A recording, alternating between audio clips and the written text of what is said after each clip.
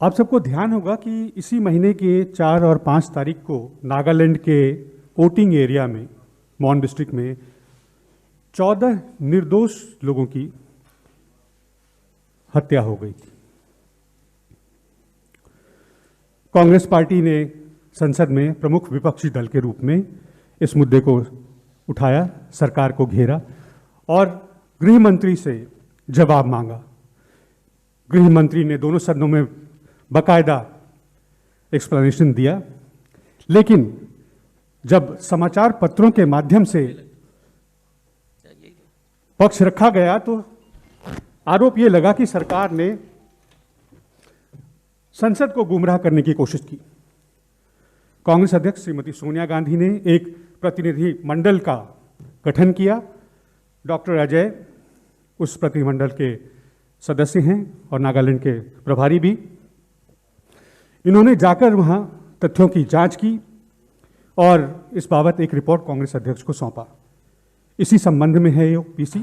आपके साथ यहां असम के प्रभारी आदरणीय जितेंद्र सिंह जी को होना था और लोकसभा के सांसद गौरव गोगोई जी को भी होना था। दोनों अपरिहार्य कारणों से यहां नहीं मौजूद है। डॉक्टर अजय आपको बताएंगे कि क्या रही उस जांच समिति की रिपोर्ट। थैंक यू, धन्यवाद। नमस्कार। और पहले तो आप सब लोग को धन्यवाद। रविवार के दिन 4 बजे शाम को आप एक प्रेस वार्ता में शामिल हो रहे हैं। कबीर जी के एक मशहूर पंक्ति है, साच बराबर तप नहीं, झूठ बराबर पाप। तो झूठ और असत्य के शहंशाह श्री अमित शाह ने सदन के पटल में सिर्फ सदस्यों को सिर्फ गुमराह नहीं की, उन्होंने पूरा देश को झूठ बोला। खास नागालैंड के घटना के संदर्भ में जब अमित शाह जी ने घटना के 2 दिन बाद अपनी बयान जारी की, स्पष्ट रूप से इन्होंने देश को झूठ बोला। अब ये घटना जो उसके जो है घटनाक्रम को थोड़ी सी मैं जानकारी आपको देना चाहूँगा। देश को जो है ये घटना के बारे में 5 दिसंबर के आसपास 5 दिसंबर के सुबह जानकारी मिली। घटना है 4 दिसंबर को 4 और 4:30 बजे के बीच में की घटना है। और ये 21 पैरा स्पेशल फोर्सेस के द्वारा तीरू गांव है मोन जिला में,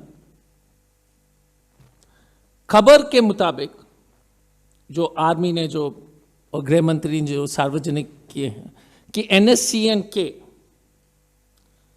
यूंग उंग फैक्शन का है, NSCN-K के एक फैक्शन, उनके उस संगठन से संबंधित आतंकवादी उस रास्ते से गुजरेंगे और उस पर जो है सेना कार्रवाई करने की प्रयास में थे। अमित शाह जी ने लोकसभा में देश को बताया कि आर्मी के जवान ने रोकने के लिए इशारा दिया।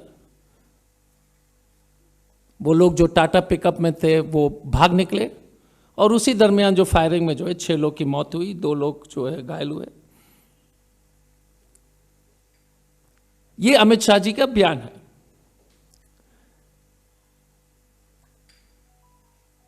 जैसे ही उस घटना के बाद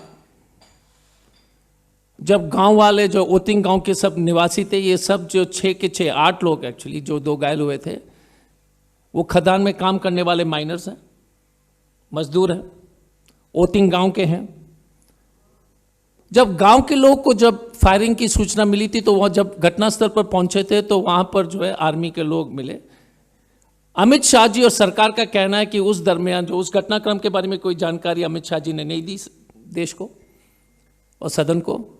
वहां पर फायरिंग हुई और वहां पर जो है 7 लोग की मौत हुई और दूसरे दिन मौन जिला के जो जिला मुख्यालय में एक और व्यक्ति की मौत हुई। ये पूरा घटनाक्रम है।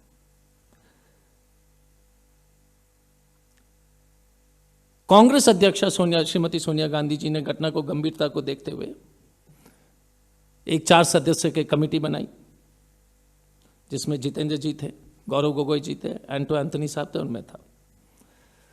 तो हम लोग निकले, और इस घटनाक्रम के बारे में इसलिए मैं आपको जानकारी देना चाहूँगा कि क्योंकि भारतीय जनता पार्टी कोई बात को जो है देश से छिपाने की जो कोशिश करी है, वो सार्वजनिक आपके रूप में जो है, आपके सामने जो है स्पष्ट रूप से मैं प्रस्तुत करना चाहूँगा।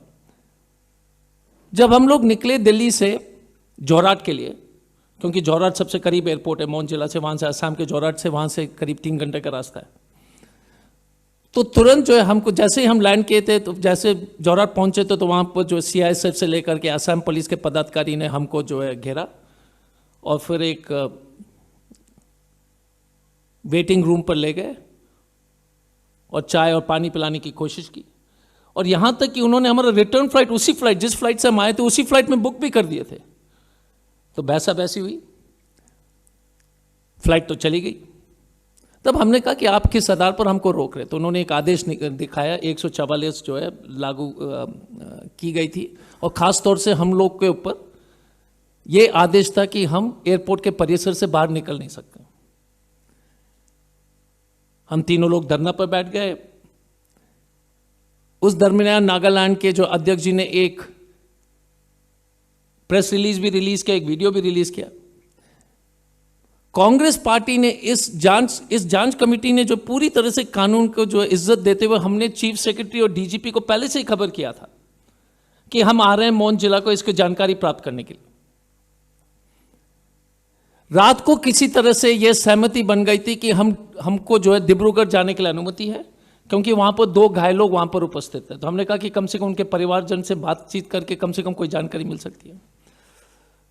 अब हमारे जो आपको जो प्रेस रिलीज मिलेगी, उसमें जो परिवारजन का और रिश्तेदार लोग का नाम हम सार्वजनिक इसलिए नहीं कर रहे हैं क्योंकि वो लोग डरे हुए थे। तो 10 बजे 11 बजे रात के आसपास हम डिब्रूगढ़ पहुंचे, तो परिवार के सदस्य ने बताया कि असली घटना क्या है। और असली घटना ये है कि गाड़ी आ रही थी टाटा पिकअप, उसमें 8 लोग थे। जैसे एक कलवर्ट पर पहुंचे थे तो सीधे जो है बिना किसी तरह का वार्निंग का गोली चली सामने से, और पीछे से जो है 2 बड़ी जो है ग्रेनेड का आवाज लोग बोलते हैं, इनको मालूम नहीं कि क्या था, स्टन ग्रेनेड था कि ग्रेनेड था, लेकिन 2 जोर से जो है एक विस्फोट का जो है आवाज उनको सुनाई दिया। 6 लोग जो है वहीं पर गाड़ी के अंदर 6 लोग की मौत हो गई। जब गांव वाले वहां पहुंचे थे तो टाटा पिकअप पड़ी हुई थी, पूरी पीछे जो है खून से लटपट था, और आर्मी की गाड़ी जो है 500 मीटर दूरी पर जो है खड़ी थी। गांव वाले ने जाकर पूछे कि हमारे लोग कहाँ हैं। आर्मी वाले ने डिनाई किया, उन्होंने कहा हमको कोई जानकारी नहीं। इस बीच में एक ग्रामीण गांव के व्यक्ति ने टारपोलिन हटाया था जिस गाड़ी में, और टारपोलिन के नीचे 6 लाश पड़ी हुई थी। आप कृपया ये बात समझ लीजिए कि टारपोलिन के नीचे 6 लाश पड़ी हुई थी, तो लाश जो है वो पिकअप ट्रक के अंदर नहीं था, पिकअप ट्रक के बाहर कोई खून नहीं है। इसका मतलब कोई लोग भागने की कोशिश हो ही नहीं सकती है, क्योंकि पिकअप ट्रक के बाहर तो एकदम एक बूंद खून नहीं है। पूरे तरह से गाड़ी के पीछे जो खून से लटपट था, और वो शरीर और लाश भी नहीं थी, और लाश पड़ी हुई थी आर्मी के ट्रक के टारपोलिन के नीचे। तब गांव वाले ने कहा कि भाई साहब यहां तो 6 ही लाश हैं, बाकी 2 का क्या हुआ। उस बहसा बहसी में जो है गर्मा गर्मी हुई, गोली चली, 2 जो है सेना की गाड़ियों को जो है ग्रामीण लोग ने आग लगाया। वहां पर गोली चलने से 7 लोग और की मौत हो गई, उसमें से 1 आर्मी का जवान है और 6 जो है ग्रामीण लोग। इसके बाद दूसरे दिन कोन्याक स्टूडेंट यूनियन के लोग जो है आर्मी पदाधिकारी से बात करने के लिए मौन जिला में जाते हैं। 6-7 घंटा जब बात होती है तो ग्रामीण वहाँ के जो है जिला के लोग और वहाँ के जनता जो है परेशान होकर के जो है उग्र हो जाते हैं, और कोन्याक स्टूडेंट यूनियन के ऑफिस पर आग लग जाती है, आग लगा दिया जाता है। वहां पर भी पुलिस फायरिंग होता है और 1 व्यक्ति की मौत हो जाती है। बट विचित्र चीज इस पूरी घटना में जो है 3-4 चीजें हैं। जैसे ही अमित शाह जी ने पार्लियामेंट में कहा कि कुछ ये जो है भाग रहे थे, तो बीजेपी के मंत्री, नागालैंड में बीजेपी के मंत्री और बीजेपी के प्रदेश अध्यक्ष वो बोलते हैं कि अमित शाह जी झूठ बोल रहे हैं, ऐसे कोई ये लोग गाड़ी में बैठे हुए थे, गोली चलाया था सेना ने, किसी तरह का वार्निंग नहीं था। ये बीजेपी के अध्यक्ष और मंत्री जो वर्तमान सरकार के नागालैंड में मंत्री है वो बोल रहे हैं। पहली बात। दूसरी बात, अभी तक कोई भी मंत्री या वरीय पदाधिकारी किसी तरह की जो है घटनास्थल पर, कम से कम भारतीय जनता पार्टी के ना तो कोई कैबिनेट मिनिस्टर वहां गया है, ना किसी तरह का जो है वहां से उनके जो मृतक के परिवार से उनकी मुलाकात हुई है, और किसी तरह से लोग को बीच में जाकर के संवेदना प्रकट करने के लिए किसी तरह का प्रयास नहीं हुआ है। एक चीज मैं आप सब लोग को याद दिलाना चाहूंगा कि यदि इस तरह की घटना भारत के किसी और जगह अगर क्षेत्र में होता, दिल्ली में अगर इस तरह की जो 14 लोग की मौत हो जाती, बम्बई में होता, कलकत्ता में होता, तो इस तरह की जो है रवैया सरकार से कभी, इस तरह की हरकत से सरकार कभी बच नहीं पाती, क्योंकि पूर्वी उत्तर भारत की बात है, तो इसलिए कोई पूरी तरीके से जो इसको नजरअंदाज किया जा रहा है। एक दूसरा, एसआईटी गठित कौन करता है? नागालैंड सरकार, केंद्र सरकार नहीं, नागालैंड सरकार। तो जब अमित शाह जी ने जो सदन के पटल पर उन्होंने कहा कि हमने एसआईटी गठित किया, एक और झूठ उन्होंने देश से कहा, पार्लियामेंट में कहा, क्योंकि एसआईटी तो नागालैंड सरकार की है। तो कांग्रेस पार्टी का स्पष्ट डिमांड है, और डिमांड पर ही आ जाता हूं। एक तो असत्य का शहंशाह अमित शाह को तुरंत इस्तीफा देना चाहिए, क्योंकि इनकी आदत सी बन गई झूठ बोलना। आप तो पार्लियामेंट में ही लगातार झूठ बोलते हैं। एक दूसरा, जो मृतक के हर एक परिवार के, मृतक व्यक्ति के परिवार को, हर एक व्यक्ति को जो 1 करोड़ का मुआवजा, अभी नागालैंड सरकार ने सिर्फ 5 लाख दिया है, और वो भी ग्रामीण ने लेने से इनकार कर दिया है। जो भी घायल हैं उनको 10 लाख, और एक गुवाहाटी हाईकोर्ट के सिटिंग जज के सुपरविजन अधीनस्थ, under the direct supervision of the जज of the Guwahati High Court, इस एसआईटी के जो काम पर जो है, एक एसआईटी के काम पर सुपरविजन करने की अति आवश्यकता है, क्योंकि सरकार भी बीजेपी की। ये हमारी डिमांड है।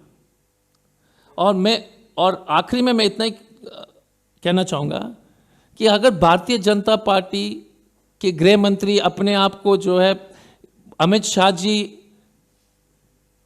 लोकसभा में आकर के जिस तरह से बयानबाजी उन्होंने की, यही अमित शाह जी को जब 4 तारीख को रात को यह घटना के बारे में जानकारी मिली थी, तो वो क्या करते हैं? नागालैंड नहीं जाते, वो जाते हैं जयपुर, गहलोत जी के सरकार को गिराने के लिए दूसरे दिन। यह है देश के भारतीय जनता पार्टी के होम मिनिस्टर की स्थिति, कि 14 लोग की मौत होती है और इनको तनिक से भी शर्म नहीं है। वो नागालैंड नहीं जाते हैं, कहां जाते हैं? सीधे उल्टे जयपुर में गहलोत जी को, सरकार को तंग करने के लिए। यह है देश के होम मिनिस्टर का जो है असली राजनीतिक चेहरा। हमें अफसोस है कि इतनी बड़ी घटना के बाद श्री अमित शाह जी को सिर्फ पॉलिटिक्स याद आती है, जाते हैं सिर्फ अपने राजनीति करने के लिए जयपुर, जबकि उनको जो है सीधा मौन जिला पहुंचना चाहिए था।